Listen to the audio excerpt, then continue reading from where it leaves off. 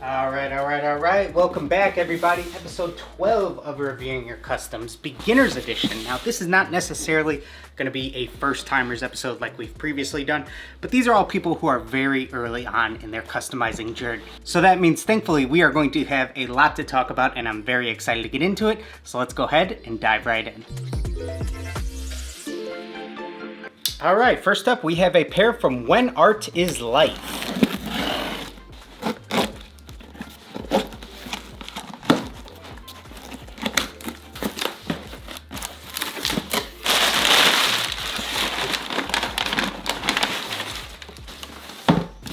All right, oh, clean. We got a nice pair of Air Forces here. Take a look at these. These colors really pop right out of the box. So here we have a really cool take on a sunset gradient on a pair of Air Force Ones. Decked out with these black silhouettes of the palm trees stretching across the entire upper. So just some of my initial thoughts straight out of the box. Like I said, these colors are incredibly vivid. This really strong teal that you have near the bottom of the shoes, blending into this hot pink upper. It almost has some South Beach Miami vibes, so I'm always gonna dig that as a theme. And then near the uppermost parts of the shoe on the back heel tab, along with the tongue tag, it eventually bleeds into a nice tangerine orange. Now, just as far as color saturation goes, you definitely do a great job of totally packing in the color. It's definitely solid in all the spots that it's supposed to be. And then you have an interesting take on where the actual gradient is. So rather than going with kind of like a soft, smooth, buttery gradient, you almost have this brush stroke type look to it, but it almost has kind of like a sunset beachy type vibe. So I just really dig the choice of doing that gradient kind of by hand with a brush stroke rather than doing it with an airbrush, and you definitely pull it off here. As far as all the palm trees go, they definitely have a nice painterly feel to them. I really dig that here, and packing black on top of colors like this is obviously a great choice because it's gonna cover up super easily for you. Painted sock liner overall, just a little bit stiffer than right out of the factory. I think that can happen when you paint a sock liner by hand rather than with an airbrush, since more paint is gonna be applied anytime you're using a paintbrush rather than an airbrush. So really making sure that you nail down that heat setting and potentially doing it with an airbrush, I think it'll help keep it a little bit softer. As far as the Nike Air stitching goes on the back heel tab, I think that might have been an opportunity to potentially bring up some of that teal color that you have near the bottom, or potentially even one of the lighter colors that you used, sort of where the two colors start to blend, but just another opportunity to make that Nike Air branding pop again. And then for the tongue tags, anytime you only do maybe one coat of paint or so on these, there's really not enough paint already on the surface, so when you go to paint in some of the stitching, that's where some of the paint's gonna bleed. It's a little bit harder to do a really clean outline. So the black swoosh here, I think that it would have been even a little bit crispier if you do a second coat of your orange on here and then make sure you're heat setting, of course, and then it's just gonna make your job easier in the long run. White laces overall, of course, you can never go wrong. However, I do think that that was potentially an opportunity to continue that gradient. So maybe do something like a hot pink or a light pink lace, maybe go with an orange, or maybe go with a rope lace where you can combine hot pink and white. Definitely an opportunity for a potential lace swap here though. Final thoughts here, I do think that a slightly more matte finish could really help elevate these, but overall you totally knock these out of the park. I think that for a theme like this, when you're doing a sunset, it's a really cool choice to give these a painterly feel, and I think that these definitely have that. So I totally dig the theme. Picking colors like this that aren't gonna be easy to blend together and do a gradient within, you definitely took on a challenge here, and this is a really cool pair, so great job. Next up, we have a pair from Limitless Legacy 224.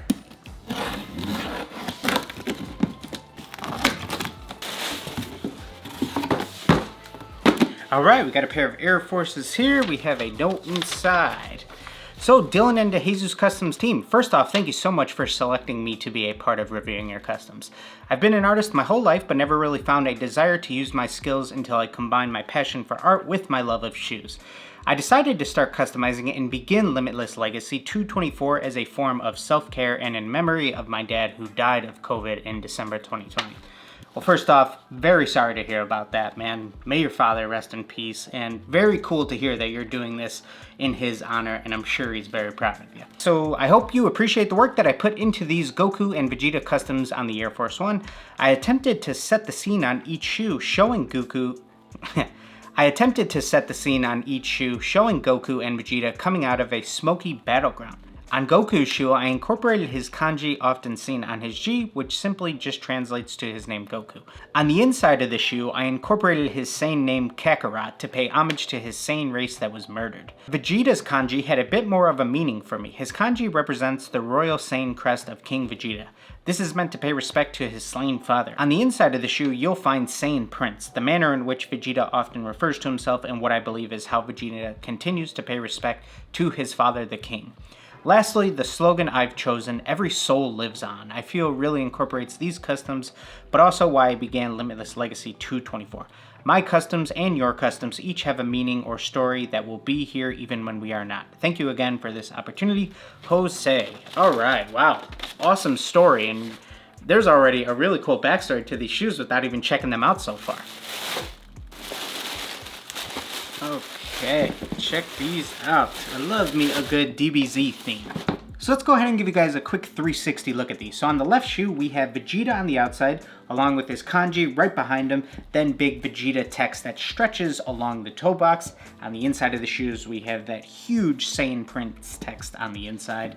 And again, these have this kind of cool galaxy colorway almost to them, which I think is a pretty cool choice without really doing like the galaxy stencils or the effect or anything, but it has that colorway and I really dig that here. Now for our right shoe, we have Goku on the outside along with his little kanji beside him, that big Goku text that stretches along our toe box, and then on the insides, we have that large Kakarot text. So if we take a look at the characters themselves, I think that they came out really clean here. Anytime you're doing that DBZ anime style with that cell shading, I think you totally nailed it. All of your line work, really clean, really consistent on both of these. For a design like this, I do think that it was a good call to remove the swooshes. I think that it's gonna make your job a little bit easier when you're not trying to stretch that face directly across the swoosh and that panel beneath it.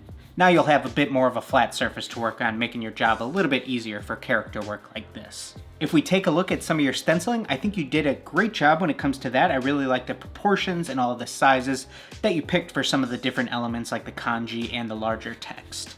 Quite frankly, I don't think it's very often that you're going to see text that stretches across your toes like this, so I like the thought of trying to just do something a little bit different when it comes to trying a Dragon Ball theme that so many people have done, especially on a pair of Air Forces. As far as trying to create a hazy look on top of your characters, I think that you did a pretty cool job here. I think a slightly more expected artistic choice would have been to just have a little bit more of an outer glow directly behind the characters that you might typically see when they have a lot of their lightning and they're doing some of their attacks. You'll just have a little bit of an outer glow directly behind them. So I think it's just really cool for a theme like this to just, quite frankly, do something different. In order to really enhance that haze effect, I think that it might have been a cool choice to actually try emulating some smoke or something like that using a French curve.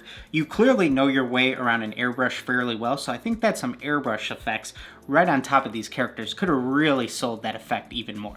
Now, just some minor things here and there. It's always going to be a tough task when you're trying to keep the sock liner of an Air Force One completely white, but you're working with darker colors nearby. So you try to over tape it, you try to not under tape it, but sometimes you got to go back in and touch up some of those spots. You don't want to leave any of that white behind. A couple little spots where there's some dried up paint on the midsole, but that'll scrape off really easily with something like a toothpick or a Q-tip and acetone. Now let's talk about the guts of these shoes. So we have the sock liner, the white tongue, the white laces. I do think that this was another opportunity to potentially play around with some of these other colors that you already have on the uppers of these. So some of these darker purples, the blacks, the blues.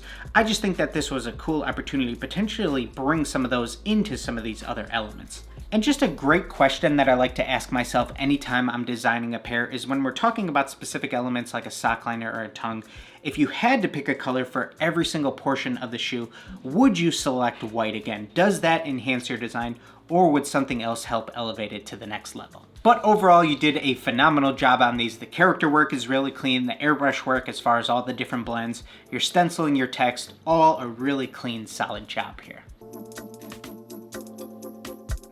All right, and next up we have HT Custom Kicks.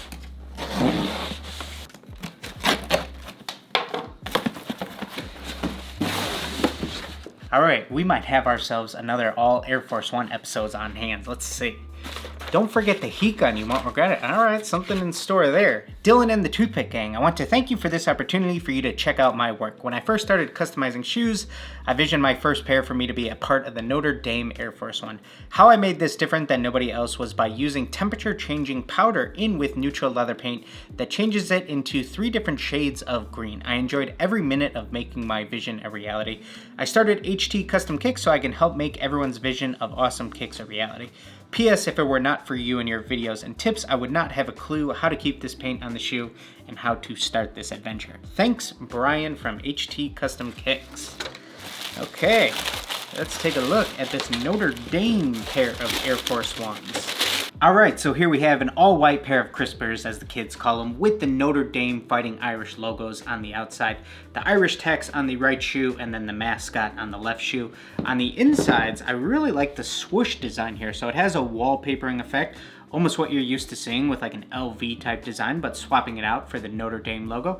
That's really cool. The stenciling is done really nicely there, and then we have a gold back tab. Now, painting gold is not very easy, and it's definitely solid here, so great job as far as that goes. But I can't lie, I'm super excited to check out this heat-changing paint, so let's go ahead and give that a try here. Yeah, that's so cool. And as you can see, that darker green is going to change into a really bright shamrock looking green. I wonder if is it on the insides too? Oh yeah. Get to reveal that nice light green underneath. Probably on this little tab here with your logo. Look at that. Let's just apply heat everywhere on these. On the Irish text, that's clean. Clean. Love it. You know, I've never actually done a heat-changing pair. Really like how that turned out here.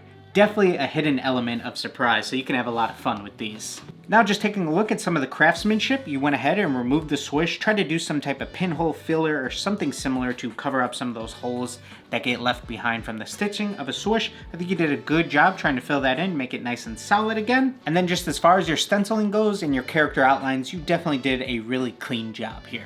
Now for the tongue tags, there's a little bit of a gold drip on the Nike swoosh, and again, I think this is a situation where it's a cool job, definitely matches the design to keep the tongue tag white, but anytime you're trying to paint that Nike stitching on top of a factory tongue tag, it's going to be really hard to prevent that paint from bleeding. So even in a situation like this where you want to keep it white, what I do recommend is potentially laying down a couple coats of white or potentially a couple coats of mist, something still very much in that white family, but then your paint isn't going to bleed as much when you go in to paint some of that stitching.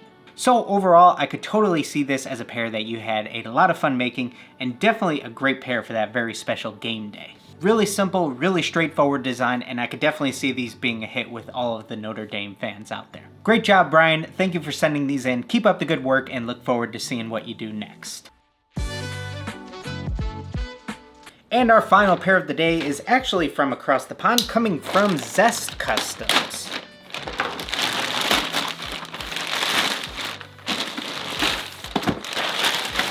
Alright, let's take a look at what we have. A red and white pair of LV Air Force Ones.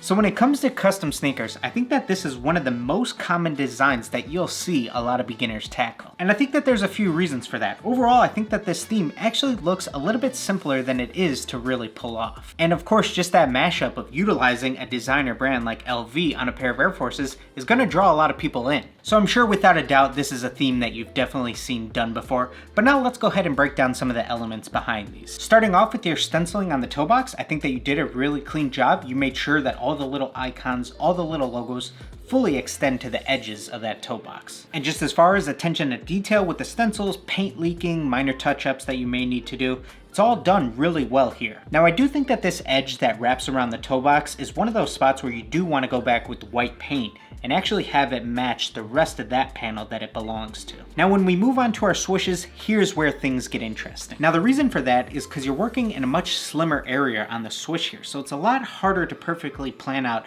how you want to lay out this pattern. So when you're planning out your pattern on your swooshes, I think that the LV symbol is going to be the most recognizable, so there's the strongest temptation to keep that directly towards the front end of the swoosh where it's going to be its largest. However, I don't think that when you're doing a designer pattern like LV or something similar, I don't think that you should take individual symbols or logos and rotate them to fit the area better. You really want to keep that pattern in line, and that's going to have a better feel.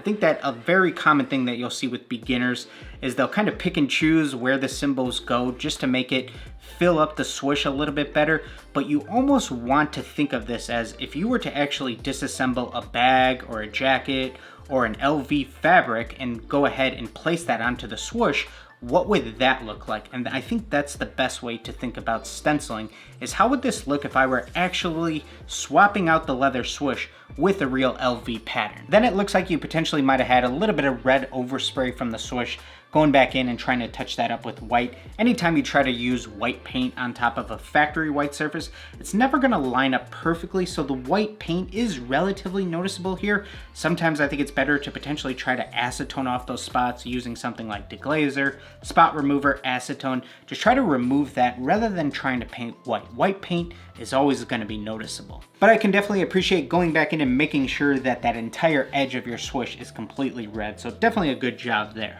So overall, you did a really clean job on a very common theme that a lot of people will tackle. I think that they are just a little bit too glossy, so going with a little bit more of a matte finish would also help elevate these, but really clean, and this is definitely gonna be a pair that a lot of people will enjoy. All right, thank you guys so much for joining us for another episode of Reviewing Your Customs. Anytime we do one of these styles of episodes where it's beginners, first timers, it's always great to see that the custom sneaker space is in great hands, because all of this is really clean work for people just starting out. So please be sure to go ahead and give all of these amazing artists a follow, and thank you guys again for sending your pairs in and allowing me to have a look at them. Thank you guys so much for tuning in. Go ahead and give this video a like if you haven't already. Make sure you're subscribed, and we'll see you guys in that next video.